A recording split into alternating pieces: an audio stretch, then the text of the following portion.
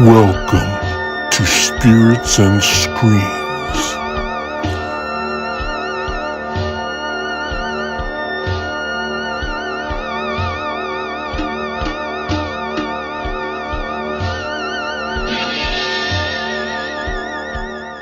Hey guys, how's it going?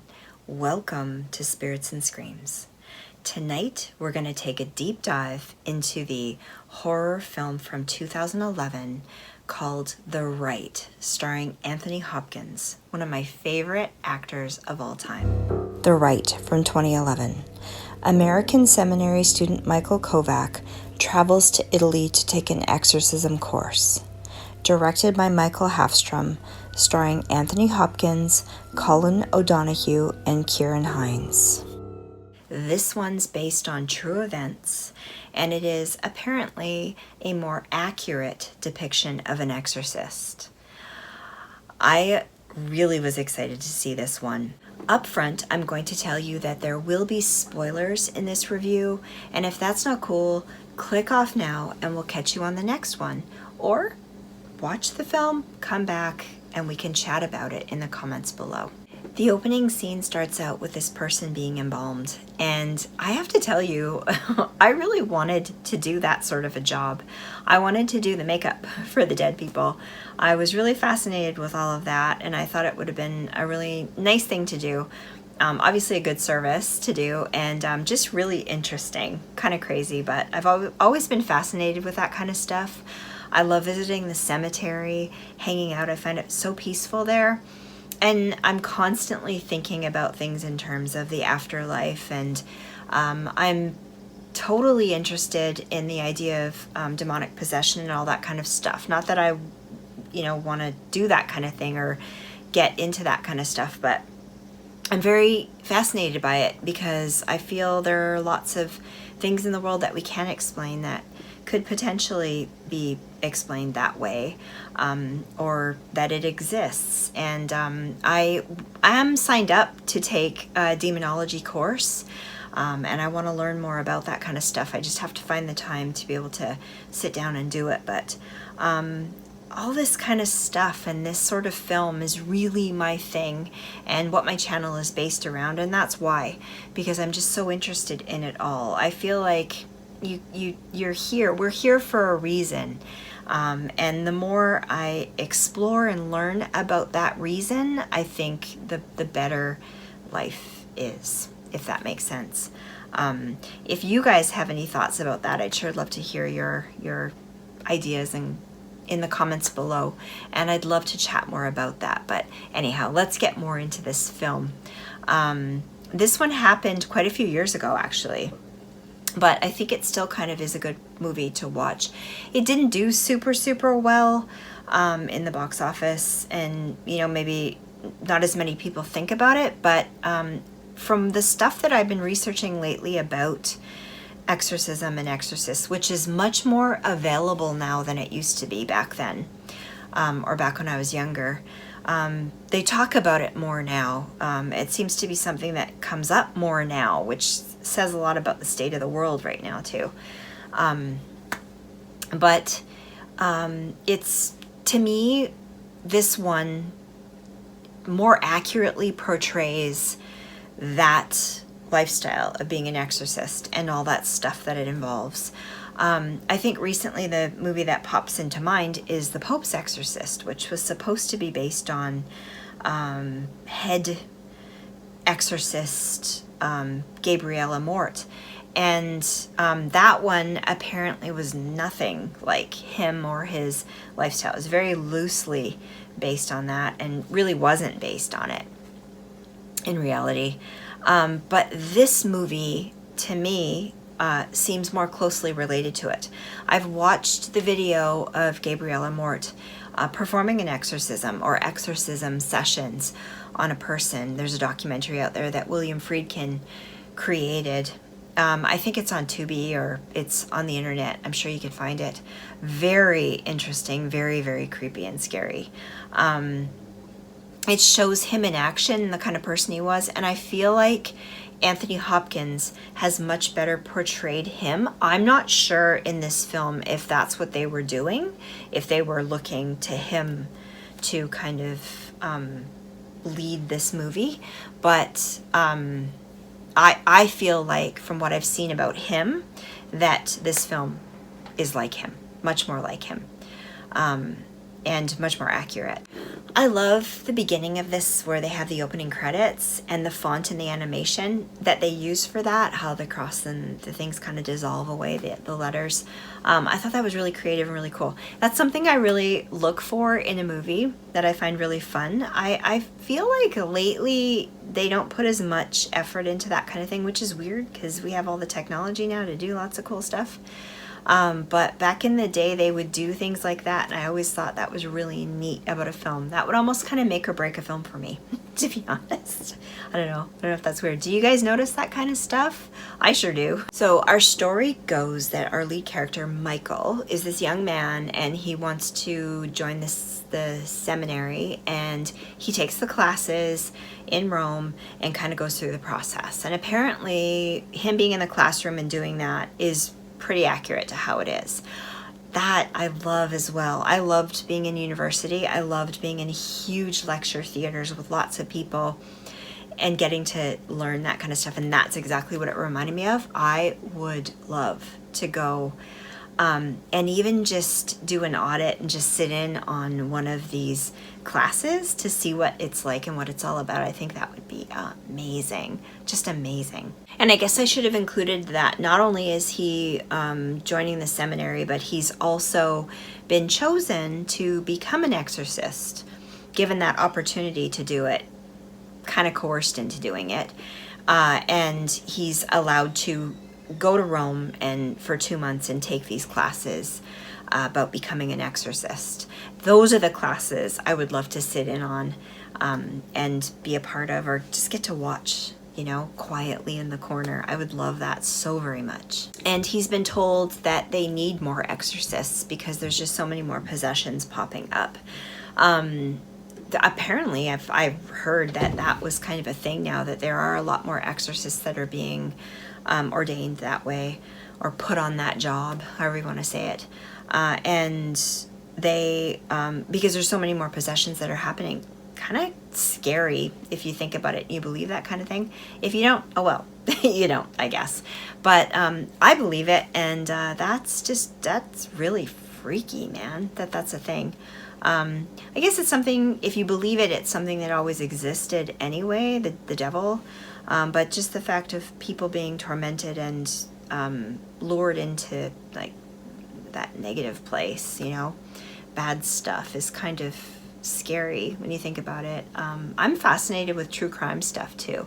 I love watching that. I don't love it, but I find it interesting and fascinating to just see human behavior and human nature. I find that I could talk about that for hours, actually. I'm not sure why, but I'm just kind of interested in that kind of stuff. I guess because I like to help people. I like to help people as much as I can, and understanding human behavior is important, I think. For me it is anyways. So all of these kinds of movies and stories I find really interesting. So this film is beautifully filmed. And the acting is amazing. Anthony Hopkins is just on another level. You know, he's like maybe in my top 5 favorite actors of all time. I follow his Instagram too, and he does really fun videos and stuff and reels, and I think that's really cool at his age that he's still into that kind of stuff and does that. I find him really fun that way. But yeah, there's so many movies I love him in. Silence of the Lambs, oh my god. Yeah, don't get me started. But he's really good in this one, even though it's kind of a film that maybe is a little more obscure, not as many people saw, not as many people appreciated. He's still so good in this. And I suggest check out that Friedkin documentary with Father Amort. Watch that and then watch this movie again if you didn't like it the first time, and I think you might appreciate it a bit more. Okay, so in these classes in Rome, Michael learns that to perform an exorcism, the exorcist must uncover the number of demons and the names of all the demons to be able to cast them out of this person. It's the only way of weakening them so that they can use the prayers to cast them out. That's the way he has to do it. Another part of it that he learns is that the possessed person will have negative reactions to religious objects. Usually what they'll do is they'll plant something very, very holy in the room or on them, around them, that the possessed person couldn't know about that was there. They may do things like, have water instead of holy water to use on the person to see how they react to it. But typically if they react, really negatively to religious objects, that's one sign. No exorcist ever talks about, I've seen in interviews, they never talk about exactly all of the things that they go through to do this stuff because they can't, they have to keep that kind of private to perform this stuff. And of course, I think pretty well all exorcists or most exorcists won't show the actual possession happening or the exorcism happening, that kind of thing, for respect for the person that's going through it. They also do tests, and they have doctors with them too, do tests that, decide whether the person is mentally unwell or they are under demonic attack or influence. And they have ways of doing that too. This is all the stuff that he learns in the class. So once he's done the training and he's an exorcist, they take him to meet, or he has to go meet this father that's been performing exorcisms for a long time. And that character is played by Anthony Hopkins. So he plays this head exorcist. He has to go meet with him and study under him for a while to actually learn how to do this stuff. And Anthony Hopkins' character is very unorthodox, and there's all these cats around him. He's just kind of lovable in a weird way, but he's kind of this, alone kind of person that doesn't talk to people too much or have anyone around, but he performs these exorcisms. And he's working with this one woman who has come in many times. And that's why it kind of reminded me of the Friedkin documentary film. Same idea. Working with her. So Michael gets to sit in on this and go through it and sees all of the strange things that happen, and it's very creepy. It's so strange because this girl's like so normal. They sit down, they have a chat, like it's normal, nice to see you, how are you doing? Good, good, good. And she sits in the chair and he starts to say the prayers and do the thing, and then she converts into this completely different personality, and really creepy and really scary, but really believable the way they portrayed it. I know that kind of thing's been done before, but it just seems realistic, and to me it was scary. And there's this one line that Anthony Hopkins says in the movie, and he says, "I tried to give it a name, but it won't come. Cats do as they please, like the devil." Yeah, and he's got all these cats walking around. Just creepy. Super, super creepy. But you kind of get that idea of how difficult and frustrating this life is, of being able to help people with this ailment or this situation that they're going through. And so he's kind of learning. He's learning, and you get that kind of tension because he's kind of been pushed into doing this job. And I mean, on a lot of levels, priests, there's a lot of them that don't believe in all of this, that this actually happens and that it's real. So it takes a special person to be able to care for people that way. And so he's struggling with that, being pushed into it. He's very young. He's still struggling with the idea of, does he even want to be doing this lifestyle kind of thing? And he's sent into this, small village with this, seems like a crazy person, to learn from him. And he's suddenly seeing all these bizarre things that he can't quite explain. From what I've seen from other exorcists and case stories and that, it seems like that's pretty accurate, and that's how things are. It's not all, heads turning around in pea soup, like I've said before. It's different than that. So it's kind of taxing on your psyche and your well-being, to be able to do that kind of thing. But anyway, I find this movie fascinating. All right, and the girl's brought in. She's possessed, right, like I told you, and they're performing the exorcism on her. The one exorcism. She's had many done to her before that were unsuccessful, and apparently it can take many of them before they're successful, if they are at all. And before they do this test, he tells Michael, don't look into her eyes when she's possessed, and we need to find out these three things. They need to question the demon, I guess, or the girl, of knowledge of the unknown. 2 is what it's saying to them, to figure that out, and for it to tell its name to them. The prayers kind of keep it all at bay as they're going along, but these are the kinds of things that they have to stay focused on, and they can't get distracted. They can't talk to it and give into its crap that it's dishing out to try to distract them and get them off the path of helping this girl. And poses to be very challenging, you know, and wow, it's just so good how these things unfold. I don't know if I could ever be in the room of something like this happening. I think I'd be a little bit too scared to do that. But like I said, find it fascinating. He's also taught that, Michael is taught that the devil prefers you not to believe that he exists. He'd love to, rather, the demons in him hide out in the dark places and kind of cause shit without anyone detecting them or finding them. They can kind of gather more souls and more people that way, as opposed to making a huge spectacle of themselves. And I feel like that's it, and that's why there are so many people that don't believe. That's the trick, right? Devil's constantly trying to get you off the path and lose your faith and get away from it. That's the whole game, right? Because he doesn't like us. So that's what he's always constantly trying to do. And then in the movie, Michael meets this journalist who kind of approaches him to do a story about this whole thing. And he kind of connects with her, and they kind of do some work together because things kind of take a dark turn down the road with the father, Anthony Hopkins' character, who something bad happens to him that kind of changes things around. That's very terrifying. So Michael needs help with that, and he kind of leans on this journalist to help him with it. And essentially, Michael and this journalist are in search of the truth. You know, that's what's kind of binding them together, to figure stuff out, because they're still very much questioning it. And I imagine even exorcists probably have doubts and things that pop up now and then as well, just because things to be so very confusing.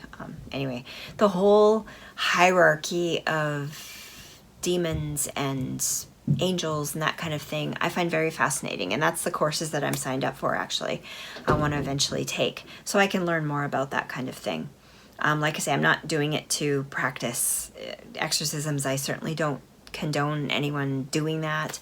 I think that could be a very dangerous kind of thing on so many levels.